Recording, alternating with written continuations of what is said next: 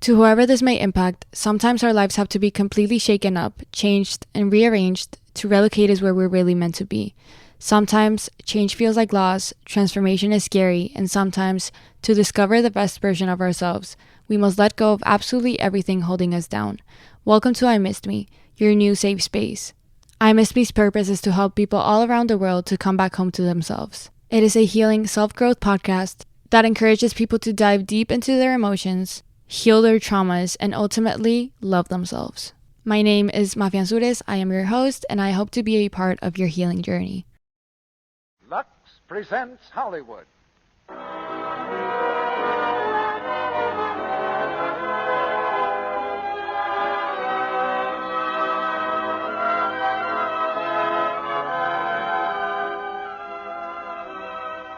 The Lux Radio Theater brings you Bob Hope, Constance Bennett, and Ralph Bellamy in The Awful Truth. Ladies and gentlemen, your producer, Mr. Cecil B. DeMille.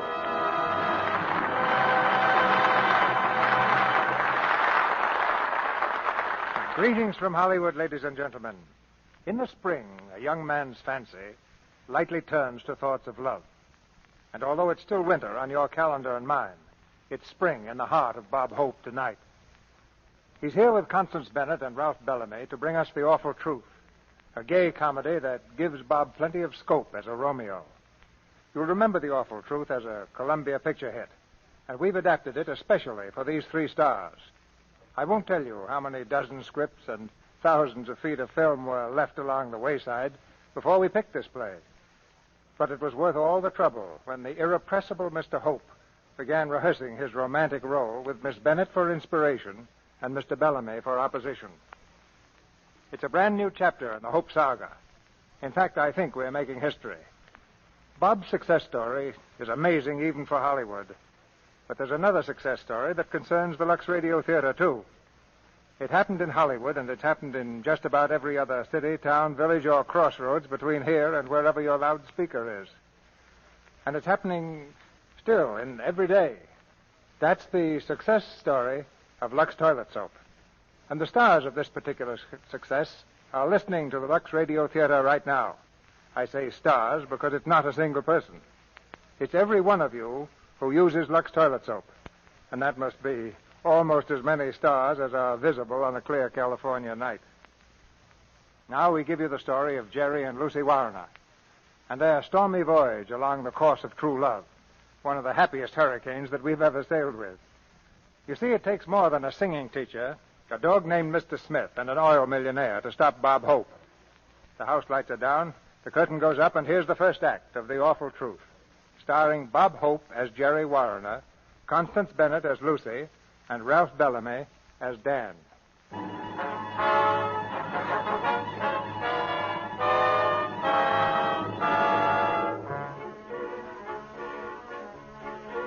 The sun lamp room of a Manhattan athletic club. Hank, the attendant, is busy piling towels on the shelf as a young man in gym trunks makes a hurried entrance. The young man is Jerry Warner. Jerry is tall and usually has a healthy look about him. But just now, his skin is the color of old parchment, and there are two beautiful dark circles beneath his eyes, and they are not from overwork. With a sigh and a groan, he stretches out on the table. Oh, well, good morning, Mr. Warner. How are you this morning? Swell, and I do mean my head. How do I look? Well, you look a little, Never mind, just make me look good. Come on, unpack those bags under my eyes, turn on the sun lamp, and give it all she's got. Well, about 15 minutes on each side is all I'd recommend, Mr. Warner. 15 minutes, nothing. I've got to get a deep Florida tan if it takes all afternoon. Give it the juice. Well, okay. Attaboy, all aboard for Miami, Palm Beach, and Point South. And, Hank, don't forget to turn me over when I'm done. Hiya, Jerry. Hiya, Frank. I heard you were in here. Thought maybe you'd like to play a little squash. Squash. That's all I need is a little squash. I haven't even got the strength to squish. Hey, you're awfully white-skinned for a guy who just spent 2 weeks in Florida. How come you didn't get tanned any place? Large smoke glasses. Oh. What did you do down there? Carry a parasol? Or didn't you go? Careful. Don't let an idea like that get around. Oh, I get it. Pulling a fast one on the little wife, huh? Look, Frank, I'm surprised at you. I'm supposed to have been in Florida. Now, suppose one of Lucy's friends say, why isn't he tanned? Lucy's going to be embarrassed. Well, I'm going to be tanned, and Lucy's not going to be embarrassed. And what my wife doesn't know won't hurt her. Or me either. Oh, what was it, a poker trip? Sure, a fella's got to bust out once in a while, assert his independence. Boy, did I assert it. You certainly look it. But I'll bet you wouldn't like Lucy to pull a stunt like that on you. Why not? A person doesn't have to stop being an individual just because he gets married. Maybe. Anyhow, how about coming over to my house for breakfast? We were all out late last night, and some of the gang are stopping by. I've got a much better idea. Everybody come to my place. Lucy will fix up a swell breakfast for us, and maybe after we can leave the women flat and play some golf. What do you say? I'm convinced. See you later.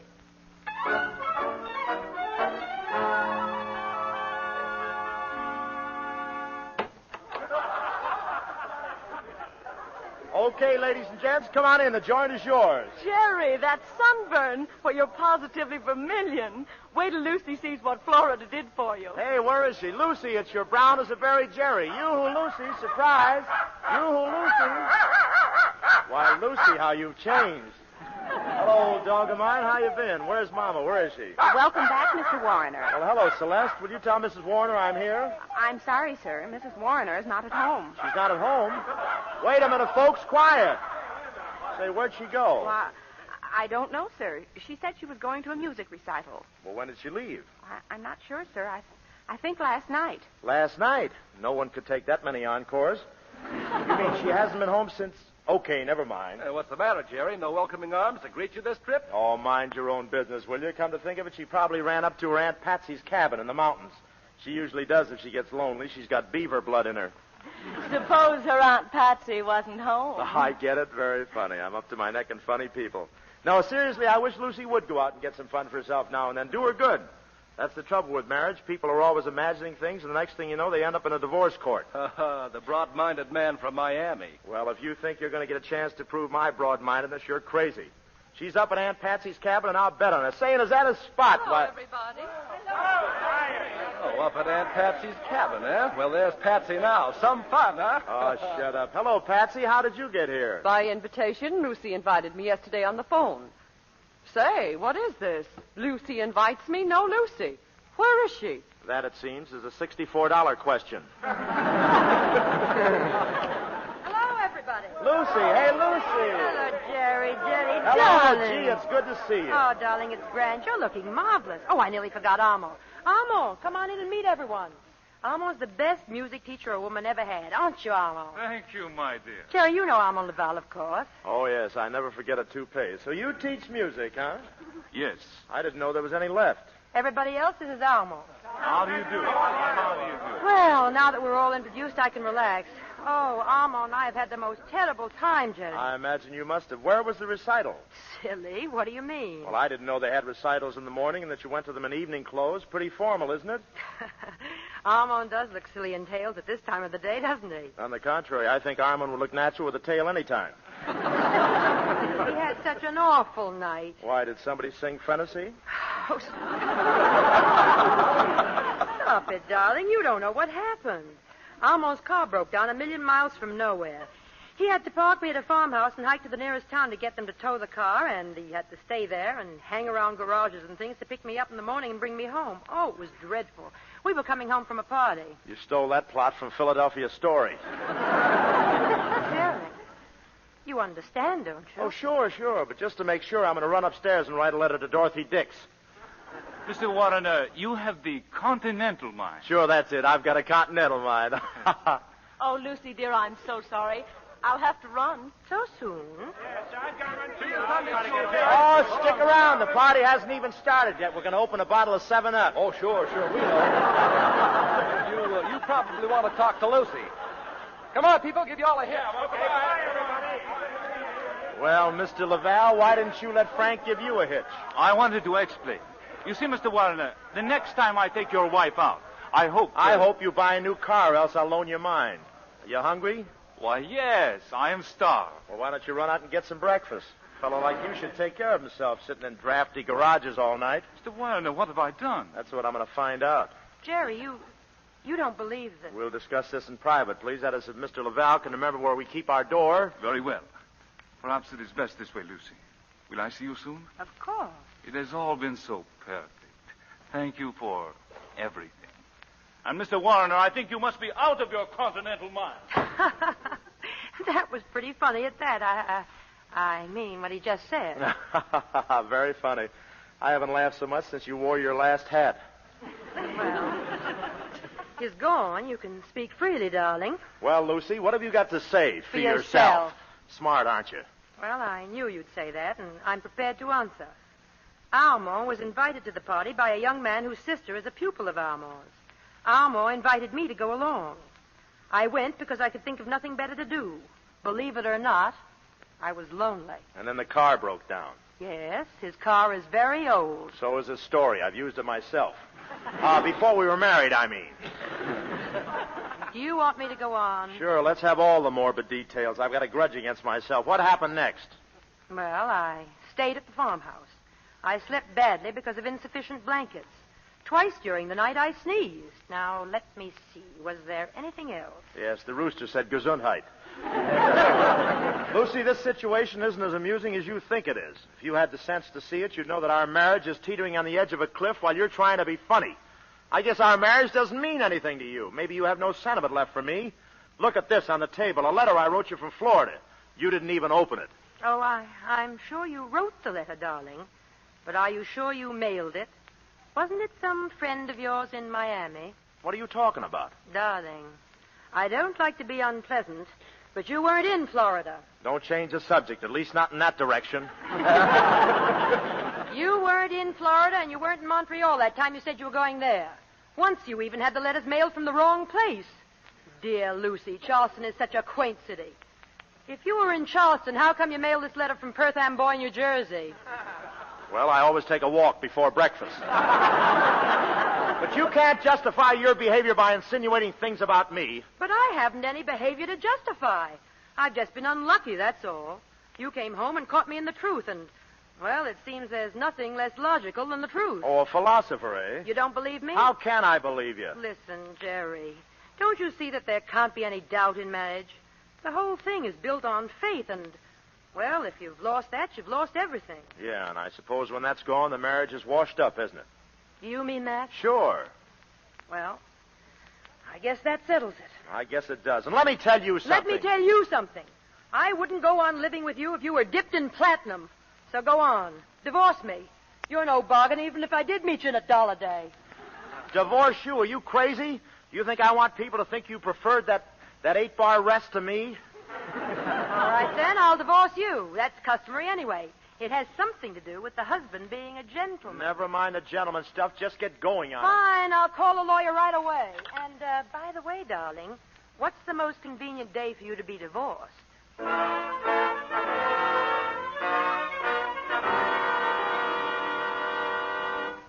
in the case of Warner versus Warner, the court grants an interlocutory decree of divorce to the plaintiff, Lucy Warner. Divorce, if not further contested, will become final in 90 days from this date. That'll be all. One moment, Your Honor. There's one matter still unsettled. According to my client, Mr. Warner, it's the matter of... It's the matter of Mr. Smith. Yes, Your Honor, Mr. Smith. And who is Mr. Smith? Mr. Smith is, he's their dog. Mr. Smith is my dog. He's mine. He is not. Silence. But Mr. Smith belongs to me, and she's got him. I told you to keep quiet. Oh, ignored him, Your Honor. I told you he was impossible to get along with. Don't listen to Mrs. Warner. The dog is mine. I bought a license for each of them. Quiet. Oh, dear, he's mine. Let's have the facts now. The animal at present is in Mrs. Warner's possession. Mr. Warner wishes to have him because... Because he's mine. He is not. He is so. He is not. He is so. He isn't. This seems to be a custody case. In custody cases, we frequently permit the final decision to rest with the dog. Yeah, but suppose he wants to live with both of us. Which end will I get? As if I didn't know. Silence. Bailiff, have the dog brought in. The custody of the dog will depend upon his own desires. And let me warn you, neither of you must use any false means of influencing the animal's decision. Unfasten the dog, please. Now, you may each call the dog. Come on, fella. Come on, Mrs. Come Smith. to me. Come to Mama. I'm taking over a can of dog food. Come to Papa, to boy. Mama. Here's Here. Mama, boy. Never mind, Mama. Come to Atta Papa. baby. Here. Hey, come back here. Come back here, Smith. You know who's good for you, don't you? Mr. Smith came to me, Your Honor. Custody of the dog is awarded to Mrs. Warner. What? Wait a minute. Silence. I object. That dog is you. He's suffering from amnesia. Silence! Court is adjourned. Good day, Your Honor. You. Wait a minute. Come back here, you. You mean me? Yeah, what's that Mr. Smith has in his mouth? Why, it looks like a rubber bone, doesn't it? Well, it ain't no upper plate. Where'd he get it? I always knew it was his favorite bone. Where'd he get it? Well, how would I know? You'd stoop to anything. You had that bone under your handbag. Mr. Smith smelled it and came in on the beam. You think you're going to get away from him like me like that? Get him? I've got him, darling. Bye.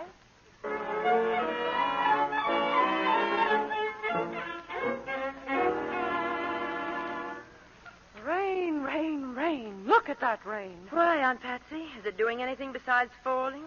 I don't think so. Nothing unusual ever happens around here. If I'd known we were going to be buried side by side, I'd never have consented to take an apartment with you. But I needed you, Aunt Patsy. You know the period of readjustment that comes in the wake of a divorce. Readjustment, my foot.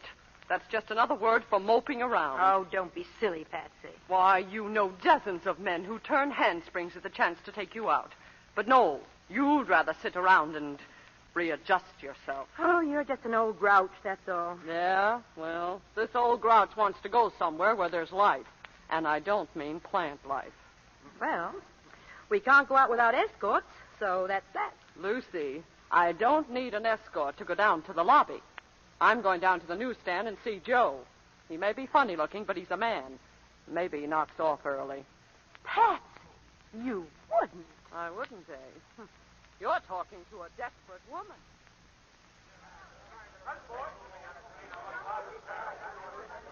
Well, I guess I've read pretty nearly everything here, Joe. Oh, gee, I'm sorry, ma'am. And I'm so bored.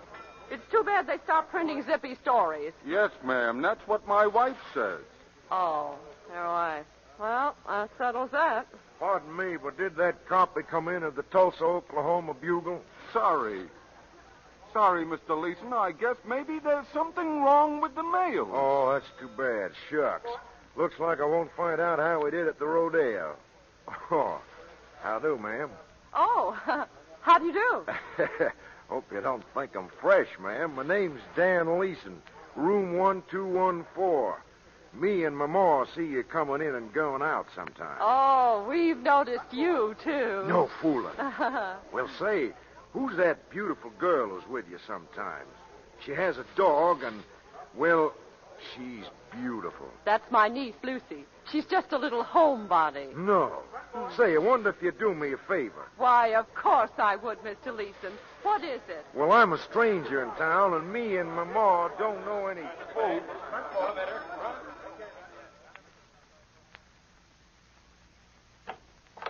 Go right in, Mr. Leeson. Thanks very much. I think it's just wonderful that we met this way.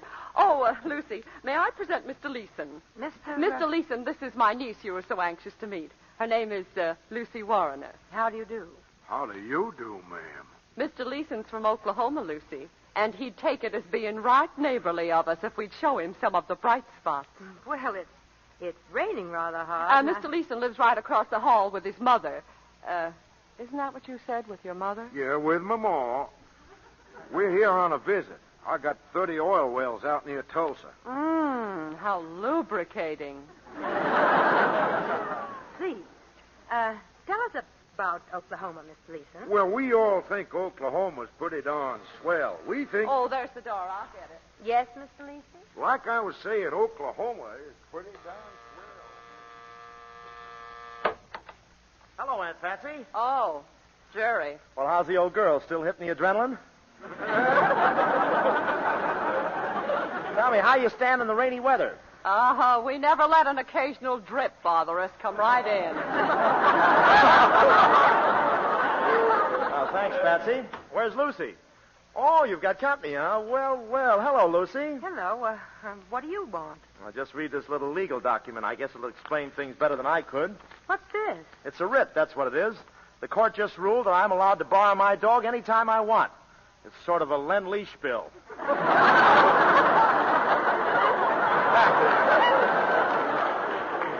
The order reads that I can visit with him and entertain him in any form or manner that does not endanger life or limb. Oh, so now I suppose you've come to take him bicycling. No, I've tried that. His paws don't reach the pedals. Hey, Smitty, where are you? Where are you, Smitty? Come to Papa, Smitty. I'll go get him for you. Miss Warner, maybe I'd better leave. Oh, I'm sorry, Mr. Leeson. This is my husband. Oh, I mean, Oh. Well, he's only my husband for, how much longer is it? 60 days. 59. How are you, Mr. Leeson? Howdy. I'm glad to know you. Excuse me, what'd you say? I said I'm glad to know you. Well, how can you be glad to know me? I know how I'd feel if I was sitting with a girl and her husband walked in. I'll bet you do. What's that supposed to mean? Oh, nothing. Nothing at all. Anyway, I'm glad to see you, Mr. Leeson. You known Lucy very long? Lucy? Yeah, Lucy, my wife. Well, no. As a matter of fact, I'm a stranger here. I'm from Oklahoma. No. That's right. I'm in oil. What's that? I said I'm in oil. Oh, marinated, eh? Well, I thought so. Jerry, why don't you go play with the dog? Oh, sure. Where is he? Hey, Mr. Smith. See his master's voice. Gee, old fella, it's good to see you. Oh, stop licking his face, Jerry. Look what I brought you, your old leather strap. Come on, old fella, let's have a tug of war. You were telling us about Oklahoma, Mr. Attaboy. Well, I'm really a man of many interests out there, Mrs. Warner. Oil is my main business, of course, and I can't complain about that. It's treated me fine. Then I have a big ranch. It's more of a hobby. The lamp, Jerry! Oh, how did that happen? It was Smitty. He was playing yo-yo with a cat. Well, how could that possibly be? Long tail. Come on. Don't pay any attention to him, Mr. Leeson. Please go on. Well, this ranch is just outside of Tulsa. I have just about everything there. Good heavens. Jerry, did you drop your teeth again? No, do we have to play that game? Know any other ones? Yes, get his rubber bone for him. He loves that bone. Yeah, I remember. Where is it? In the closet, right there. In here? That's right. I can't find it. Just keep looking. Hey, what is this? You locked the door on me. Hey, let me out. Aunt Patsy, what are you doing? Lucy, dear, why don't you run along with Mr. Leeson? Patsy, let me out of here. I'm locked in. Say, is anything wrong? Oh, no. That's just a game Mr. Warner has with the dog. Oh. Listen, I want to get out of here. Oh, dear. Come on, Mr. Leeson. Let's go. Well. Good night, Aunt Patsy. I hope you know what you're doing. Good night, dear. Night. Night. I'll break the door down if you don't let me out of here. I'll... Just a minute. Come out, Jerry. Oh, Frame, that's what I am. Frame, where'd she go? Who? I know what's going on, Patsy. You're trying to cook up something between my wife and that marinated herring. And it ain't chowder. Your wife? She's still my wife for 60 days. 59. All right, 59, but she's still my wife. Do you understand? And what are you going to do about it? You'll find out what I'm going to do. Stick around and watch. I've got some rights around here. Of course, Jerry. To entertain Mr. Smith in any form or manner. Boy, they sure misnamed you, Patsy. They should have called you Potsy.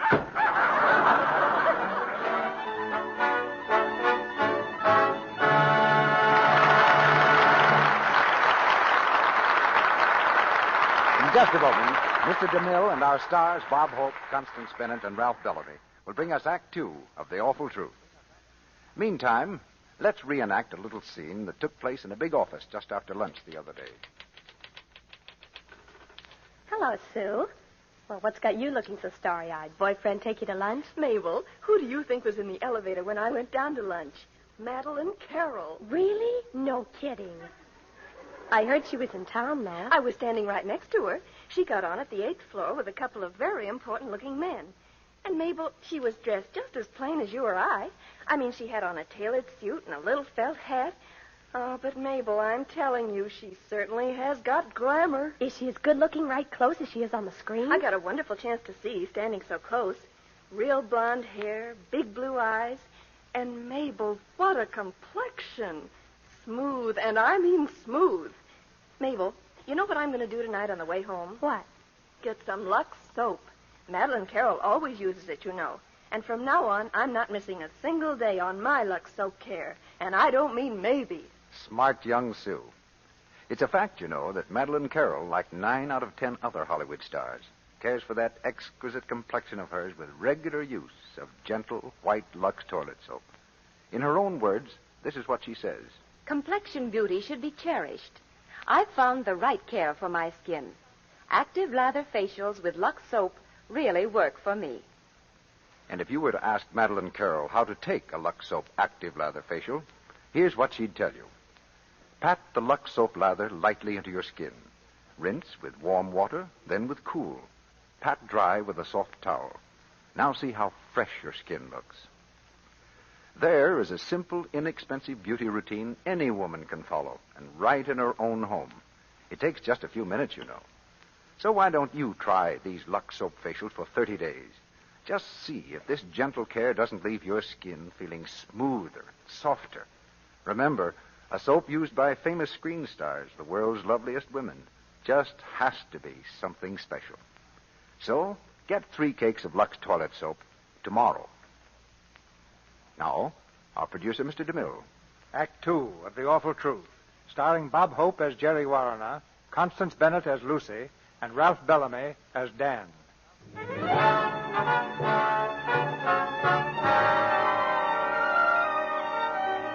It's morning, a few weeks after Jerry's hectic visit. Across the breakfast table in their lonely apartment, Aunt Patsy's looking at her niece with an expression of growing horror. What did you say, Lucy? I said, of course I like Dan Leeson. Why shouldn't I? He's sweet and thoughtful. Well, you should be the last one to object. You introduced me to him, after all. Only because he was a man who could take us out. I didn't expect you to get silly about him. Is it silly to like a man who's sane and considerate?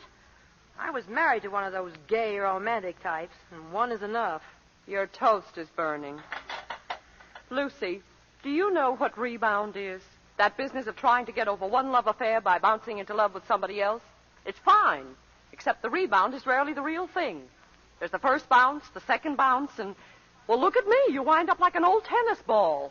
I tell you, I'm serious about Dan Leeson. He's a fine person. I like him very much. And I'm all through with Jerry. He doesn't mean a thing to me, not a thing. I don't love him, and what's more, I probably never did. I guess that surprises you, doesn't it? I hate Jerry Warriner. And I like Dan Leeson very, very much. I can hardly wait to see him tonight, and I hope he's just as mad about me because I think he's the finest man I've ever met. Lucy. I know. My toast is burning.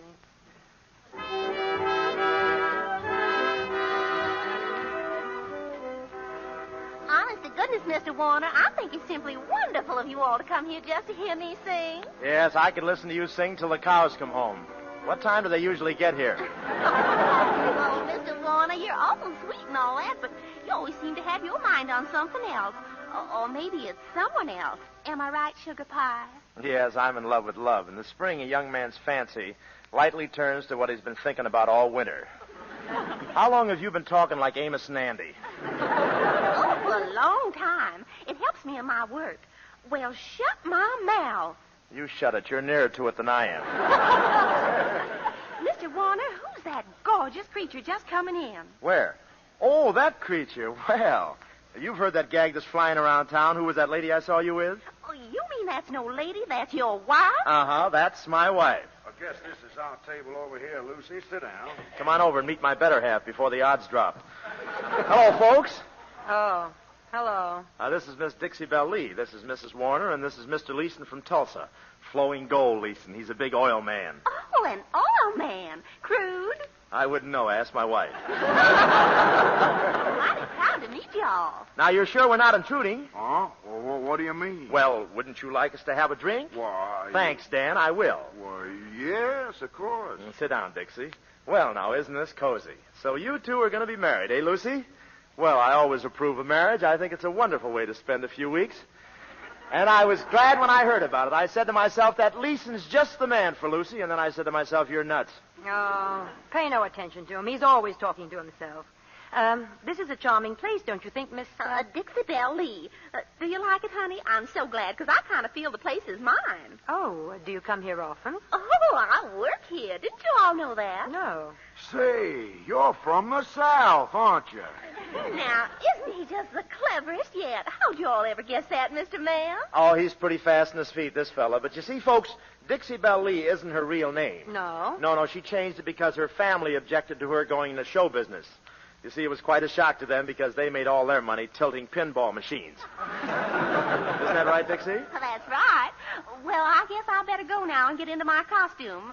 Reckon y'all can stay to see my act? Of course we'll stay. Nothing could drag us away. Well, see you later, Sugar Pie. I'll be here, Sponge Cake.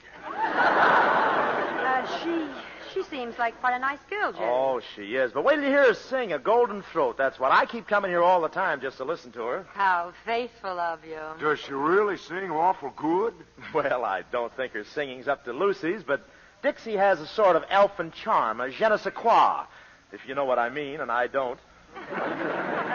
Dan, dear, don't you think you ought to ask Jerry about it now? About what? About our mine, Jerry. What mine? Our mine, you know, our coal mine. It's our last tie, Jerry, and, well, I was telling Mr. Leeson how badly it was doing, and he thought maybe he could do better with it. That's right. I'd like to gamble on it, Mr. Warner. I'm pretty lucky. Know what they call me out west? Yeah, is that why you came east? Say, how about us having a conference at my apartment tomorrow? Well, I don't know. I'll have to think about it. And now, ladies and gentlemen, it's with great pleasure that I present that great little artist, Miss Dixie Belle. Give her a big... Here she comes. Isn't she pretty? She sure is. The costume's a little short, isn't it? Yeah, it's a southern costume, sort of a lily cup with a bustle. Listen to this. This is great. Oh, Maxwell, praise of the honey. Yippee! Tear it down! Yahoo! That's what you mean by elfin charm. Sure, not bad, eh? Say, she'd go great in Oklahoma. Swing it, miss! Yippee! Dan, I don't feel very well. Well, what's the trouble, Lucy? Dan, take me home. Well, Lucy, we can't walk out in the middle of Miss Lee's singing. Don't you like her, Lucy? No, I just love her. I can see where it was a lot easier for her to change her name than for her whole family to change theirs. Come on, Dan. Well, if you want to, Lucy. Don't forget tomorrow afternoon at my apartment, Mr. Warner, about those mines. I always wanted to be a miner. I'll be there, Brother Miner. Keep a light burning in your hat. Honey, where early falls the dew. Sit down, Mr. Warner. I want to hear all about this mine. Well, I've got all the records and history with me. By the way, Lucy, I searched all over for the report McCall made before we bought it, but I couldn't find it. You must have it. Oh, perhaps I have. Well, when you get a chance, take a look through your stocking drawer. You know, Dan, she always hides important things in the top drawer of her dresser. She does? Oh, sure. That's an old habit of hers. Every legal paper we ever had smelled of sachet. Even our marriage certificate smelled. Jerry, about the mine. Oh, yes, the mine. Now, here's the prospectus. Good afternoon. Oh, come on in, Ma. Come in. Hello, Mrs. Leeson. Good afternoon, Lucy. Guess you don't know this fella here. He's Jerry Warner, Ma. Hello. Warner? You mean that he is... Yes, that's right, Ma. He's the one. Well, very funny seeing you here, Mr. Warner. Is it? Well, it's funny seeing you anywhere. I met some people today, and they spoke about you and about Lucy. They knew you both before the divorce. Oh, I imagine you'll run into scads of people who did. They spoke very well of you, Mr. Warner. They said you were a real gentleman. Well, you can't please everybody. They talked about Lucy, too. Ah, it's good not to be forgotten by your old friends. You know, Lucy, as many times as I've heard your fine singing, I never realized that you must have had a teacher. They tell me he's been teaching you for some time, and he's a very romantic type. The woman I was talking to told me that, well, no matter. What's that? Now, look at this map, Leeson. You see, there's a new opening in the northern side. Here, I'll show you the prospectus. Jerry, Now, I think I ought to tell you that nobody's listening to you. well, for me, that's a large audience. But what could possibly be more interesting than the Warner mine? The Warner divorce. The gal's name needs clearing, partner. That's ridiculous. Is it really? Mrs. Leeson, our divorce was one of those tragedies you read about in the newspapers. A trusting woman and a worthless man.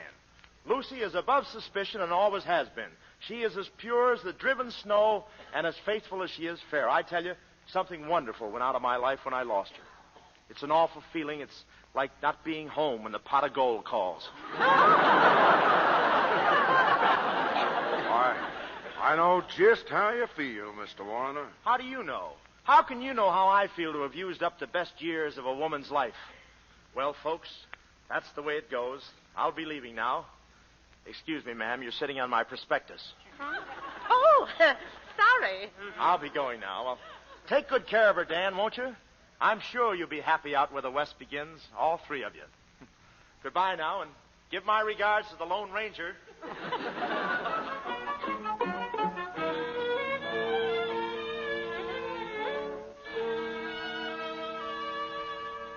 Hello.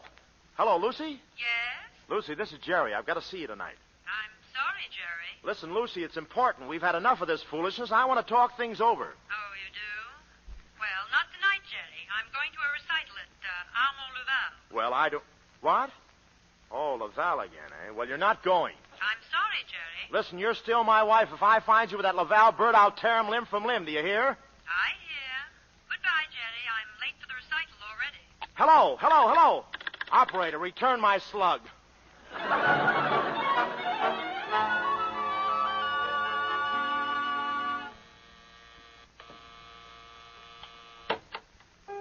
Oh, good evening.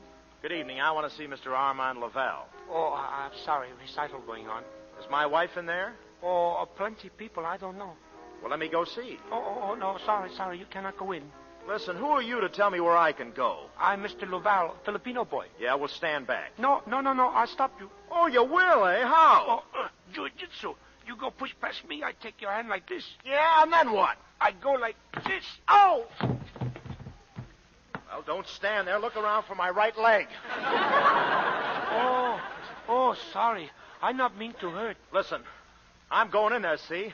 I know a few jiu-jitsu tricks of my own. Oh, that's so? Yeah. I put my hand like this, see? And then I do like this. No. Like this, much better. Oh! You see, I win again. Yeah, well, you haven't seen the last of me. I'll be back and give you what you deserve. As soon as I can get my hip back inside my skin.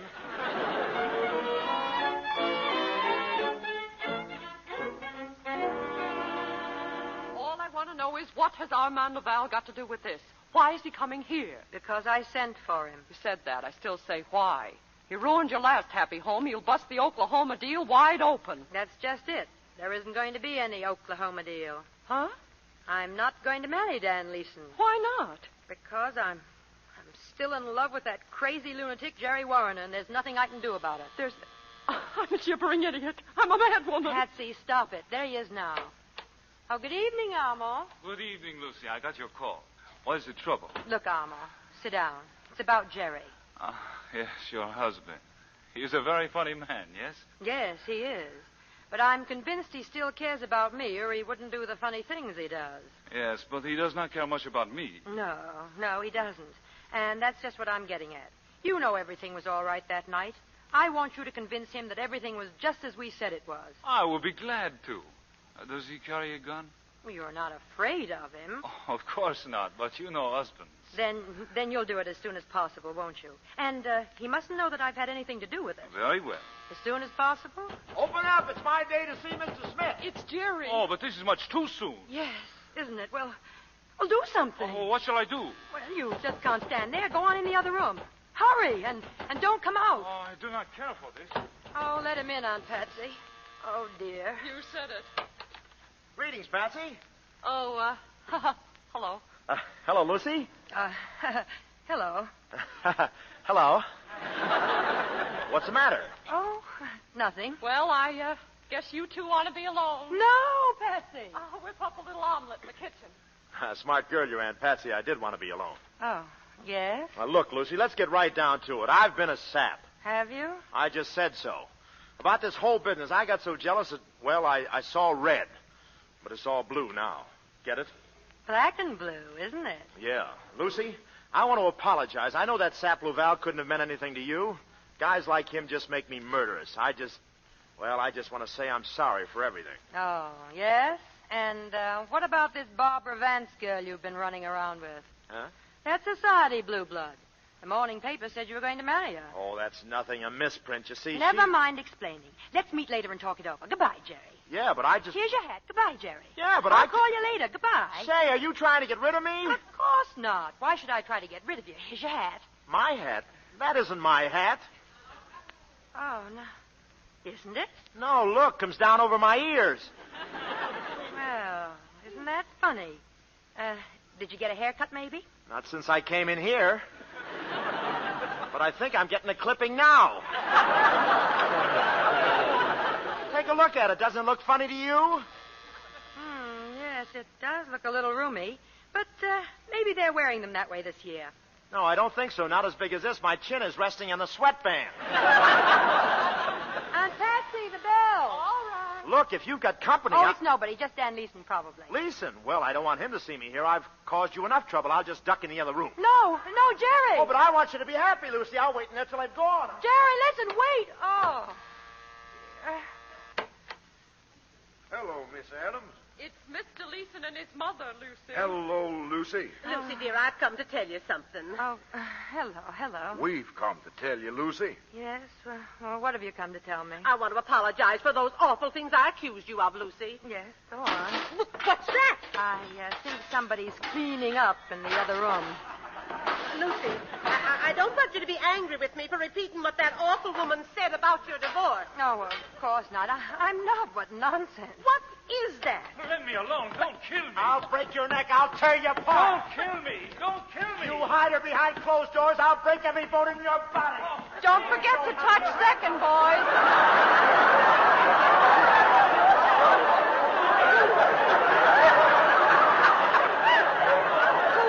Who is that? Is that Mr. Warner? Yes, he just dropped in. Dan, I think we'd better go. 2 men hiding in the other room. Just a minute. Well, Mrs. Warner, I guess a man's best friend is his mother. I certainly learned about women from you. Come on, Ma. Wait a minute. You can't fire us. We quit. I'll teach you little mouse. Oh, let me go. Jerry, let him alone. Stand still and fight. Be careful now. Jerry, stop it. You break her up of homes, I'll kill you. Let go. Jerry. I'm going to teach you once and for all. I'm sorry to do this, Mr. Warner. You're sorry to do what, you little rat? This. Oh! My Filipino boy taught me jujitsu. Madame Lazanga told me there'd be nights like this.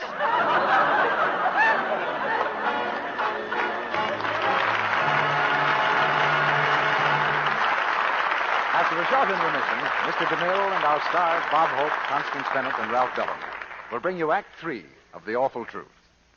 Meanwhile, let's listen to how a near crisis was averted in the Davis family the other evening. Just time for a shower before dinner.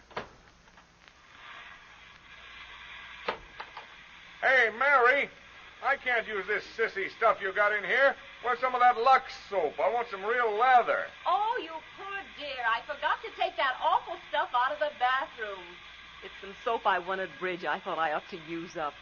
Here's what you want. A nice new cake of Lux soap. Well, it is an awful letdown to bathroom baritones when they find that someone has spirited away their Lux soap. Because Lux toilet soap makes a wonderful bath soap. It gives rich, luxurious lather in a jiffy. Active lather that quickly removes perspiration, every trace of dust and dirt, and leaves you feeling like a million. Now, a man might not admit it, but he's likely to be just as fussy as a woman about the soap he uses. You can count on it. The man of your family yearns for a good, firm cake of soap that gives quick, abundant lather, even in hard water. And you won't disappoint him if you always have plenty of Lux toilet soap in the bathroom. Fortunately, you can let the whole family enjoy this luxurious soap and still be economical. Lux soap costs only a few cents a cake, you know. And here's another important thing you'll notice. Lux toilet soap is hard-milled, can be used right down to the last thin sliver. It's really thrifty. So give your family this soap that's as fine as money can buy. Get a supply of Lux toilet soap tomorrow. We pause now for station identification. This is the Columbia Broadcasting System.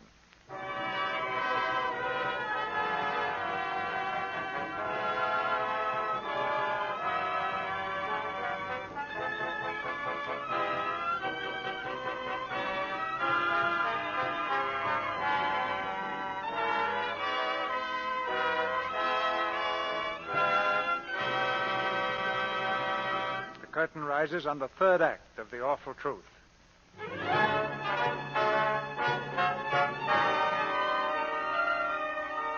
2 weeks have gone by, and the divorce is almost final. Jerry is now determined to marry the society heiress, and Lucy is just as determined to prevent it.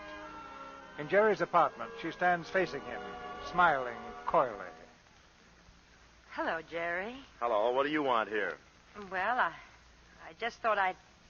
You know what today is, don't you? Certainly. Our divorce becomes final tonight at 12 o'clock, and tomorrow we'll both be back in circulation. That's right, so I just thought I'd drop up to wish you a lot of luck. Well, that's very nice of you, but I'm just on my way out. Where to? If you must know, I'm on my way out to a pre-engagement dinner for me and Barbara at the Vances. Jerry, you can't. Why not? I'm hungry. You can't because you love me. Of course I loved you. I said love, not loved. Oh, you're so stubborn. You're throwing away our happiness. Barbara's a fine girl. We'll get along swell together. But that isn't necessarily happiness, Jerry. You and I fight, and we disagree on every subject under the sun, but we were happy. I was happy with you, yes, but Armand and I are incompatible. Jerry, for heaven's sake, you can't go through with this. You'll be miserable. Oh, you dope. Why can't you understand? Will you please stop, Lucy? Where's your Dan Leeson? Why don't you go back to that fugitive from Boomtown? I'll take it. Oh, no, you won't. This is my house, and get out of the booth. I've got it. Hello? Hello? Oh, hello. Well, who is this, may I ask? Give me that phone. Jerry, I think it's what's her name. Hello? Hello? You have to answer my telephone? I only said hello. Shut up. Now, what am I going to tell her? Tell her to call you back. Yeah. Oh, shut up. Hello? Hello, darling? Well, it took you long enough. Have you made up your mind who the woman is? Oh, that's very funny. I knew you were going to ask me that. Oh, so did I. Who was she? It's really very simple. That was my sister. Really? I didn't know you had a sister. If I could only be drafted right this minute. Oh, sure, honey. She just got back from Chicago. Dropped in to see me, you know. How sisterly. Oh, I'd love to meet your sister, Jerry. Why don't you bring her along tonight? Oh, no, I don't think she can come over this evening. She has a previous engagement. Oh, I'm sorry. Well, naturally, she's very anxious to meet you, too, dear. Yes, tell her I'd love to meet her. Tell her to wear boxing gloves. Shut up. Barbara, I'll do my best to fix it up so the two of you will meet very soon. Goodbye. Goodbye, dear. Hurry over. I will. Now I'm in a fine fix. She wants to meet my sister. Well? You're a big help. If I had a sister like you, I'd have my parents get an injunction. Well, you know me. Anything I can do. Yeah, to break it up? I see what you mean. I'm in a fine mess. Oh, I wouldn't worry about it, Jerry. She trusts you, doesn't she? Of course she does. Sure.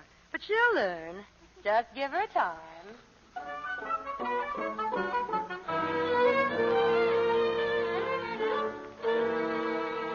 Sit down, my boy. Sit down. Oh, thanks, Mr. Vance. It's too bad your sister couldn't come tonight, Jerry. Oh, yes, she was terribly sorry, Mrs. Vance. You see, she didn't weather the boat trip very well. Boat trip? I thought you said she just came from Chicago. Yeah, the hard way, I mean. Well, you can imagine my surprise when I heard a woman's voice on the phone. Well, you can't blame me for being suspicious, Jerry, darling. Oh, certainly. I mean, of course not. I was thinking, dear, Mother, don't you think it would be nice if I asked Jerry's sister to be a bridesmaid? Oh, lovely. Well, I think she's sailing back to Chicago right away. You'd like my sister, though, Barbara. She's very much your type. Where did she go to school? Well, she did what? I said, where did she go to school? Oh, in Switzerland. Oh. And you say your father was a Princeton man? That's right, class of 92. He tells some very funny stories about the place in those days, too. He tells one in particular about a football game. It seems Yale was playing Princeton one day, and... I beg your pardon, Mrs. Vance. Yes, Edwards?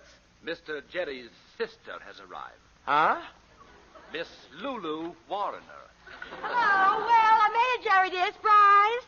You maniac. What'd you say, dear? Oh, I just asked how you were feeling. Oh, fine. I'm feeling fine. Mr. and Mrs. Vance, may I present my sister, Lulu?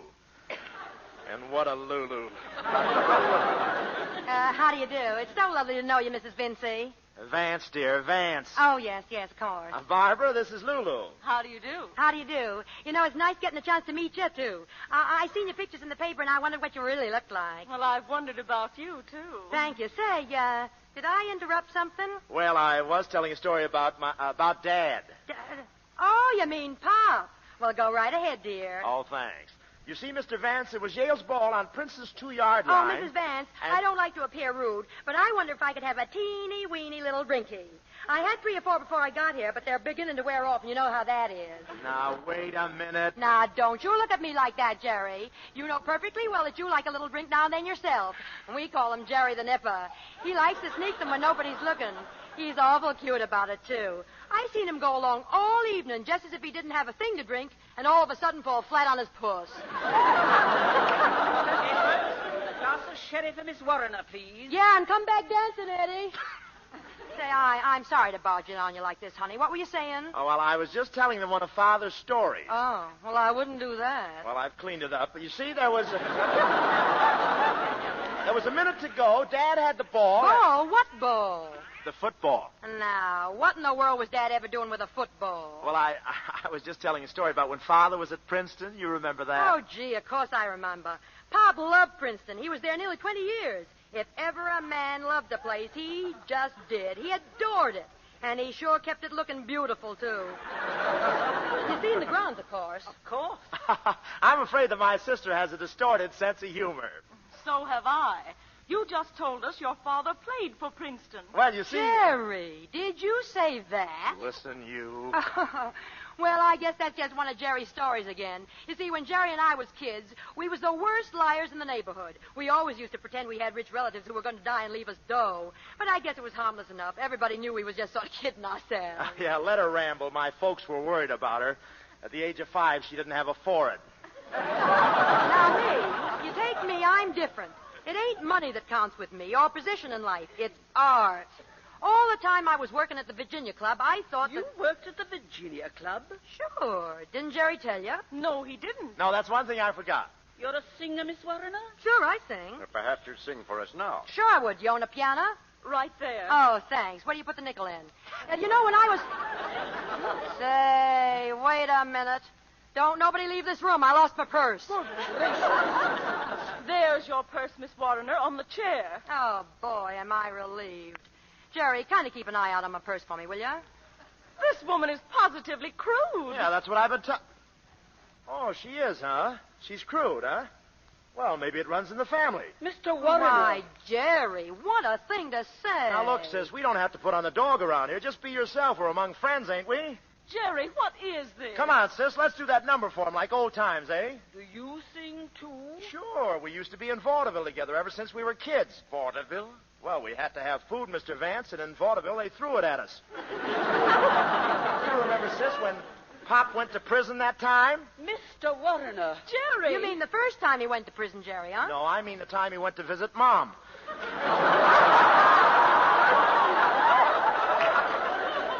But it was no disgrace. She was innocent. I don't believe she ever stuck up that grocery store at all. Of course she didn't. She was innocent. Sure, and so was Grandma. Grandma? Yeah, but her record was against her, and they hung her for spite. Jerry, perhaps you'd better leave. Oh, not until we do our number. Swing it, Lucy. This'll kill you, folks. I think I've heard enough, Barbara. And so have I. You may leave, Mr. Warrener. Funny thing, they said that in every town we play. Oh, fine family they must come from. How did I know? Oh, get out! We're leaving. Come on, Lulu. This is our exit. Come on, folks. So long, man.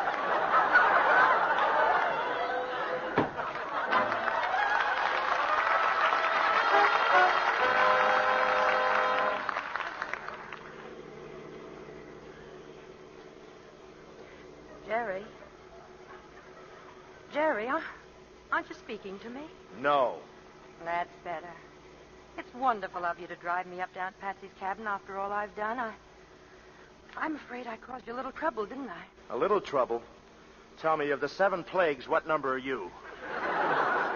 Jerry, I'm sorry. Oh, shut up. I'm delivering you over to your Aunt Patsy, and then I'm leaving for good. I don't blame you, darling. I really don't.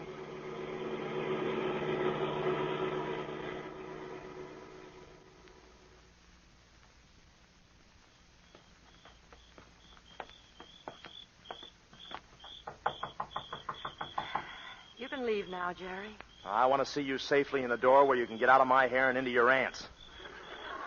If she hasn't hung it up for the night. Mrs. Warner. Hello, Ed. I wasn't expecting anybody tonight. Well, will you tell Aunt Patsy I'm here? Why, she ain't here, Mrs. Warner. She ain't been here for weeks. Oh, I get it. Another one of your little tricks, eh? You thought you could get me up here on a cold night and ply me with a hot fireplace. Well, it won't work. I'm going back to town. I'm going alone. Good night and goodbye. Goodbye, Jerry. Be careful driving, dear. Hey, What's the matter? the keys to the car, where are they? What? The keys to the car, the ignition key, where is it? I don't know. Did you have it when you came? How do you think I drove? You think I got galley slaves in the fan belt? Now listen, Lucy. You took that key and I want it back. I haven't got it. You have so got it. Oh, poor darling. I guess you're stuck here all night. Isn't it a shame?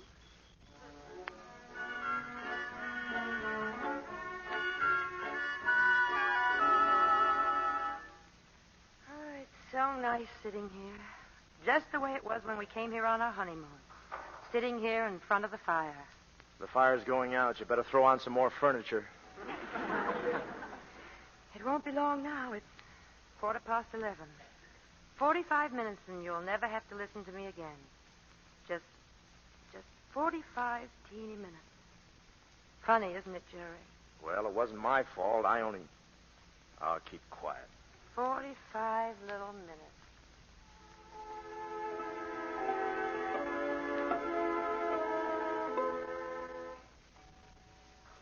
You'll be happy, I expect.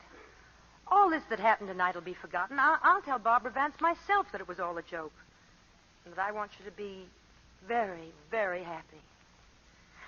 Well, it's only 30 minutes now, Jerry. Lucy, listen. What, Jerry? Nothing. Oh.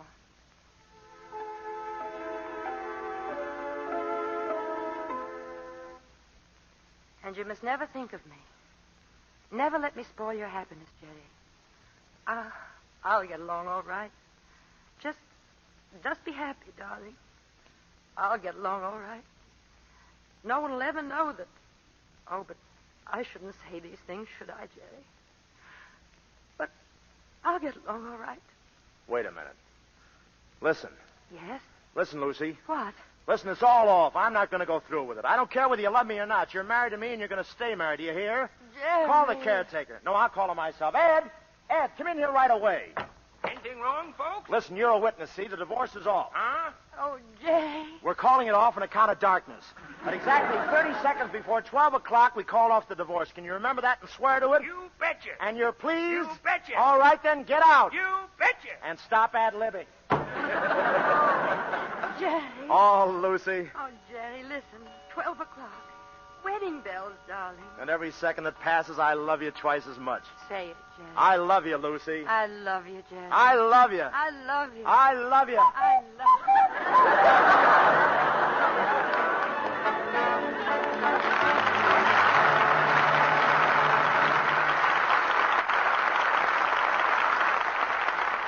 The curtain falls, because all good things must come to an end. But returning now to the footlights are Constance Bennett, Ralph Bellamy, and Bob Clark Gable Hope. Hear that, Ralph? Bob Clark Gable Hope. Yes, I heard it. Good. Now I got to find somebody who believes it. Why don't you tell Bob what you're looking for in a leading man, Mr. DeMille? Well, Bob, let me describe the one I want for Reap the Wild Wind. To begin with, he should be handsome. Well, women faint when they look at my profile. I feel a little weak myself. Now, wait a minute. There's not another profile like it in Hollywood. Bob, are you trying to say you've got the best profile in Hollywood? No, but I've got the most profile. But above all, Bob, a leading man's personality must be so strong that he'll be able to convince anybody he's telling the truth, no matter what he says. You don't want a leading man, CB. You want a guy from the Los Angeles Weather Bureau. But you better get somebody else. I've got to play golf tomorrow morning anyway. Then I've got some good advice for you, Bob. When you get through playing golf and take your shower, don't forget to use Lux soap. It's really a wonderful soap. I've used Lux for years. Always have it in the house and, of course, in the studio, too. That's sound advice, Bob. You'll find Lux soap in the best homes in Hollywood and just about everywhere else. What's the show for next week, CB? Next week, Ralph, our play is Cheers for Miss Bishop, with the original stars of the picture, Martha Scott and William Gargan. Cheers for Miss Bishop is adapted from the Richard Rowland United Artists production. It's being cheered by audiences everywhere. You'll hear Martha Scott repeat her great screen performance as Ella Bishop, the schoolteacher, and Bill Gargan will play Sam Peters. It's a deeply moving love story, and will bring back heartwarming memories when we present these two stars in Cheers for Miss Bishop next Monday night. It was a swell picture, CB. I really enjoyed it. I saw it one night when the Ghost Breakers wasn't playing anywhere. But I know you'll have a great performance next week. Good night. Good night. Good night. To tell the truth, you were all colossal.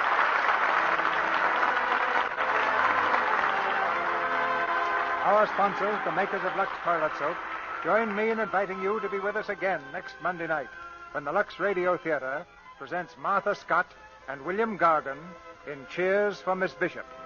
This is Cecil B. DeMille saying good night to you from Hollywood. Bob Hope appeared tonight through the courtesy of the makers of Pepsi. He is soon to be seen on the screen in Paramount's Road to Zanzibar, co-starring with Bing Crosby and Dorothy Lamour. Ralph Bellamy's forthcoming picture is Warner Brothers' Affectionately Yours. Heard in tonight's play were B. Benederet as Aunt Patsy, Fred Mackay as Armand, Vivian Janis as Barbara, Sally Payne as Dixie Belle Lee, Verna Felton as Mrs. Leeson, Gloria Gordon as Mrs. Vance, and Robert Strange as Mr. Vance. Our music is directed by Louis Silvers, and your announcer has been Melville Roy.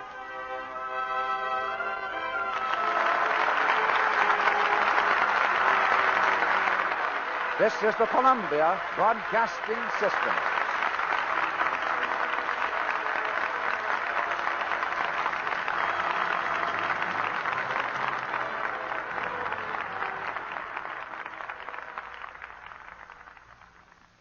To whoever this may impact, sometimes our lives have to be completely shaken up, changed, and rearranged to relocate us where we're really meant to be.